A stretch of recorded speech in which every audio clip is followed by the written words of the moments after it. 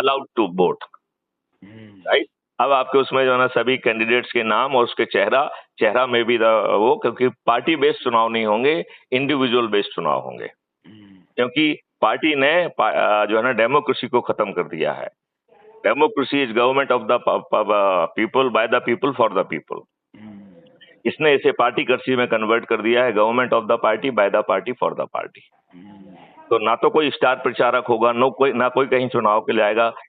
जो जो कैंडिडेट अपनी बात करेगा वो रिकॉर्डेड वीडियो, उसके डिजिटल वीडियोज होंगे, और उसमें सीरीज ऑफ जो है क्रॉस एग्जामिनेशन होगी, पब्लिक डिबेट होगी, जिसमें सामने खड़े होकर उसे क्वेश्चनों के जवाब देना पड़ेंगे, और वो सब जो है हर कैंडिडेट के बारे में होके उसको दिखाया जाएगा, और उसके बाद जो ना उसका टेस्ट लिया जाएगा, and based on that test जो है ना ही will be declared as a informed voter.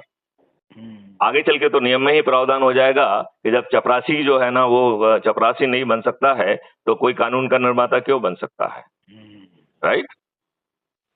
तो इसके बाद वो वोटिंग देगा। जब वोटिंग देगा तो एक वोटिंग सर्टिफिकेट जारी होगा, has you are so and so, you have performed your constitutional responsibility under article so and so of इतना एज ए जो है citizen of the India, right.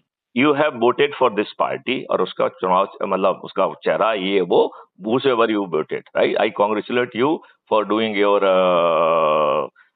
citizen वो, right?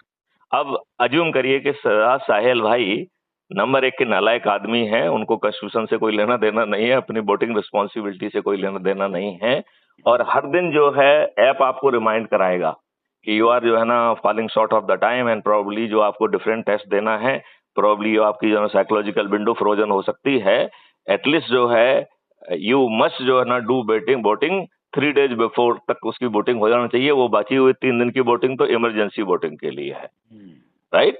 मतलब वो इसलिए है कि किसी का फ्रोजन हो गया तो उसे 3 दिन तक का समय मिलना चाहिए ना फिर, सही, राइट। अब आप अंदाज लगाइए कि आपने वोट नहीं दे पाया, तो वो क्या कहेगा?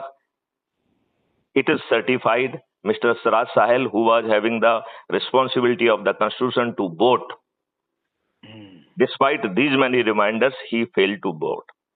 Now the identity of Mr. Siraj Sahil is being tagged everywhere.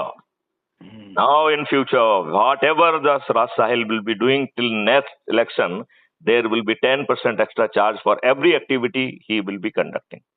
तो यदि आपने बच्चे के स्कूल में फीस जमा करेंगे तो फीस 10% ज्यादा लगेगी, राइट, और वो पैसा गवर्नमेंट और इलेक्शन कमीशन को जाएगा, राइट। अब आप यदि बस में ट्रेवल करोगे तो आपको किराए के ऊपर वो 10% एक्स्ट्रा लग जाएगा। यदि आप जो है ना बीमार हैं, अस्पताल में जाएंगे, तो जो भी आपका बिल बनेगा उसके ऊपर 10% एक्स्ट्रा लग जाएगा फॉर नॉन वोटिंग सेस। अब आपको बताओ, यदि आप वोट नहीं दे पाए तो आपको अगले चुनाव तक बुरे बुरे सपने आएंगे कि नहीं आएंगे? बिल्कुल। और यदि हम आपको 45 दिन की जो है ना वोटिंग विंडो देते हैं, सिराज साहिल अगली बार विद इन 24 आवर वोट दे देंगे कि नहीं दे देंगे? बिल्कुल, विद इन 24 आवर।